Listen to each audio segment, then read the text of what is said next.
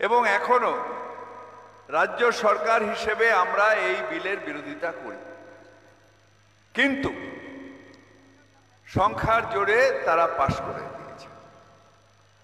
এর দায়ী কে? এর দায়ী কি নরেন্দ্র মোদী? না।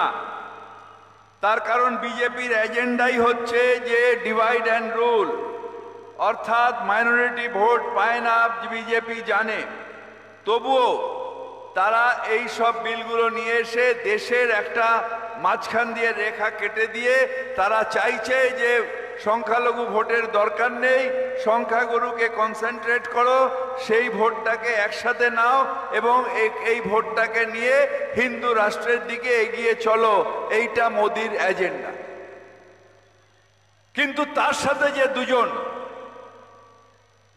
মোদি তো নিজে ল্যাংড়া, বিজেপি তো সরকার করতে পারেনি, কিন্তু তার সাথে যে দুজন, একজন নীতিশ কুমার আরেকজন চন্দ্রবাবু নাইডু, তারা তো মাইনরিটির সমর্থন নিয়েছিল বিহারে, ওখানে এপিতে মাইনরিটির সমর্থন নিয়েছিল। তারপরেও কি এমন লোভ হলো যে যেখানে ওখানকার মাইনরিটিও নিশ্চিতভাবে চেঁচাচ্ছেন, বিহারের মাইনরিটিও নিশ্চিতভাবে প্রোটেস্ট করছে, কিন্তু তারপরেও নীতিশ কুমার আর চন্দ্রবাবু নাইডু যারা দেখায় যে আমরা সিকুলার, তাই আমাদের অন্ধ্রপ্রদেশের মাইনরিটি তাদের সাথে থাকে, যারা যারা ধর্মনিরপেক্ষ মানুষ সেই ভোটটাও তারা পায়, আর এখানেও বিহারে নীতিশ কুমার তারাও ধর্মনিরপেক্ষ ভোট পায়, মাইনরিটি ভোট পায়। মেন ক্রিমিনাল হচ্ছে এই দুজন। এরা যদি চাইতো তাহলে ওয়াকফ বিল পাস হতো না, জেপিসিতে হতো না, পার্লামেন্টেও হবে না। তাহলে এই দুজনকে ওখানকার যারা মাইনরিটি লিডার আছেন, ইনক্লুডিং ওয়াইসি সাহেব, এখানে যারা রয়েছেন বিহারে, তারা কেন ধরছেন না যে আপনাদের জন্য দেশে এত বড় একটা সর্বনাশ হতে যাচ্ছে, এর প্রোটেস্ট দাঁড়িয়ে কেন চন্দ্রবাবু নাইডু করবেন না, কেন নীতিশ কুমার করবেন না? হ্যাঁ, সংখ্যালঘুদের স্বপ্ন সফল সেদিন হবে যেই দিন এই সরকার চলে যাবে। আমি এগুলো নিয়ে ভাবি না, তার কারণ একটা সময় যখন আমি এখানে অপোজিশনে ছিলাম, আমার এগেনস্টে অনেক কেস হয়েছে, পুলিশের মারা, 307 অনেক কেস দিয়েছে। এখন আবার সব কেস নেই, সেই পুলিশ স্যালুট করে। এখন ওরা আমাদের বিরুদ্ধে আমাকে ইডি সিবিআই হ্যান ত্যান কেস দেয়। একটা দিন আসবে যখন আমরা ওখানে যাবো, আবার ওরাও স্যালুট দেয়। সুতরাং এগুলো নিয়ে আমরা ভাবি না, তার কারণ একমাত্র আল্লাহ ছাড়া কারোর সামনে মাথা নত করব না, এবং সেইটার জন্যেই আজকে আমরা বলতে পারি যে আমরা লড়াই করব, এবং ইনশাআল্লাহ একটা সময় আসবে এই অত্যাচারী সরকার থাকবে না। আজকে তোমরা সংখ্যাগুরুর জন্য যে বিলটাকে পাস করাচ্ছ, সেটা আবার কালকে সেটা তামাদি হয়ে যাবে, সেটাকে আমরা আবার ফিরিয়ে নিয়ে আসবো ইনশাআল্লাহ। তার কারণ হিটলারও সারা জীবন অত্যাচার করতে পারেনি, যারা বড় বড় অত্যাচারী এসছে তারাও অত্যাচার সারা জীবন করেনি, কারণ আল্লাহর ঘরে দের আছে কিন্তু আন্ধের নেই। একটা সময় আসবে যখন আবার আমরা যারা সংখ্যালঘু মানুষ, যারা ধর্মনিরপেক্ষ মানুষ, আমরা বিচার পাব। বিচারের বাণী সারা জীবন নীরবে নিভৃতে কাটবে না। কিন্তু আমাদের যেটা দরকার, যে জন্য এখানে বঙ্গীয় বুদ্ধিজীবী মঞ্চ করেছে, সেইটা হচ্ছে যে আমাদের সংগঠন, আমাদের মাইনরিটি সংগঠন, আমাদের ধর্মনিরপেক্ষ যে মানুষজন আছে, তাদের নিজেদের মধ্যে দিয়ে যাতে বিশ্বাস না চলে যায়। আমরা নিশ্চিতভাবে আমরা চেষ্টা করে যাব যে লড়াইটা দীর্ঘমেয়াদী লড়াই।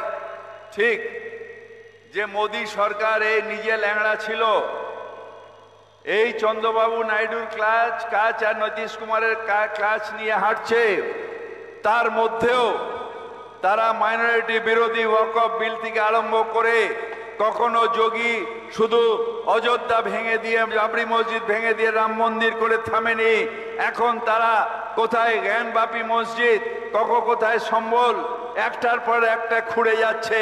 তার কারণ যে সরকার খেতে দিতে পারে না, যে সরকার পেটে ভাত দিতে পারে না, যে সরকার মাথায় ছাদ দিতে পারে না, যে সরকার গরিবের বস্ত্র দিতে পারে না, সেই সরকার যখন ফেল করে তখন ধর্মনিরপেক্ষতার দিকে না গিয়ে ধর্ম অন্ধতায় পুরো সমাজকে দেশকে ঠেলে যায়। যে কাজটা মোদী সরকার করছে, যে কাজটা উত্তরপ্রদেশে যোগীর মতন একটা ক্রিমিনাল করছে, সেইটা আজ একদিন না একদিন বন্ধ হবেই হবে।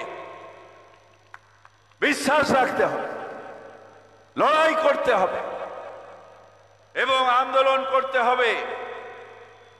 আমরা সব ঠিক আছে বাবু, আমার কি আছে, ও তো মতওয়াল্লির মাল যাবে, আমার কি আছে না।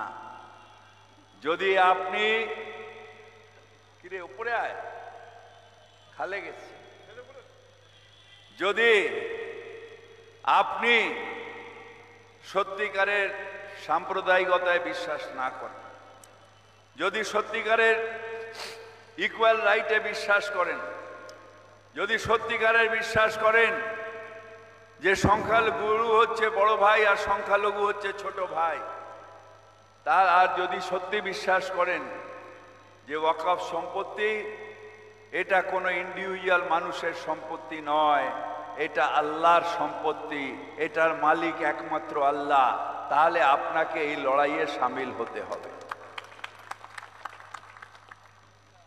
ভাই এটা ঠিক যে অনেক মতওয়াল্লি আছেন যেটা করা উচিত না সেটা করেছে।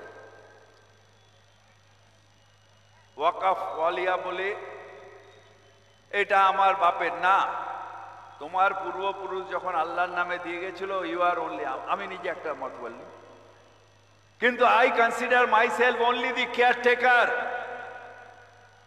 মতওয়াল্লি অর্থাৎ অনলি কেয়ারটেকার, তোমার বাপের সম্পত্তি নয়, তোমার দাদা হতে পারে, সেটা যখন আল্লাহর নামে দিয়ে গেছে তুমি আর তার মালিক নও।